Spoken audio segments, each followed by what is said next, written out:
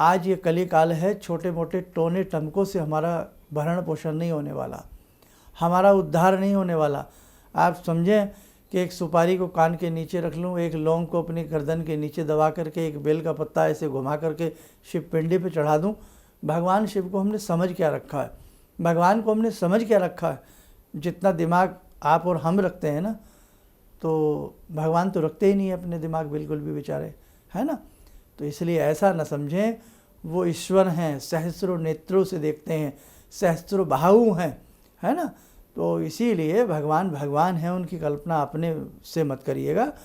हम तो भगवान की हमेशा परीक्षाएं लेते रहते हैं, कंडीशन लगा करके तो पूजा करते हैं, ये दे दो तो ये कर देंगे, ये दे दो तो ये कर देंगे। तो भैया हम लोग तो लोलुप हैं, इसलिए कभी कभी भगवान की निष्काम भाव से भी भक्ति किया करें, प्रेम भाव से भी भक्ति किया करें, बिना किसी कंडीशन, बिना किसी शर्त के भी भगवान को भाव से भजा करें। ऐसा भी तुम्हें आना चाहिए, है ना। हर समय मांगते ही ना बने रहें भगवान के सामने, तो ऐसा भी थोड़ा सा समझो भाई, है ना। कभी तो भगवान को भी बिना निष्काम भाव से पूजें। हर बात में भगवान से कामना ना करनी चाहिए। कामनाओं का तो अंत नहीं है, ये तो जीवन है, कामनाएं तो चलती रहेंगी। इसलिए ध्यान रखें बेटे, भगवान बड़े खुश होते हैं। एक माँ के अगर 4 बच्चे हों और एक बच्चा माँ से कभी कुछ ना मांगता हो, तो क्या माँ उसे देती नहीं? सबसे पहले उसी को देती है। भगवान न करे अगर कोई बच्चा बोलने में असमर्थ हो, वाणी ना हो, हैं, और 3 बच्चे बोल बोल करके माँ से मांगते हों, तो भगवान सबसे पहले उसे ही देगी जो वाणी विहीन है, जो बोल नहीं सकता, कि ये देखो ये मांग नहीं सकता, ये कह नहीं सकता। तो सबसे पहले बेटा इसको भोजन दिया जाएगा, सबसे पहले ये चीज़ इसको दी जाएगी।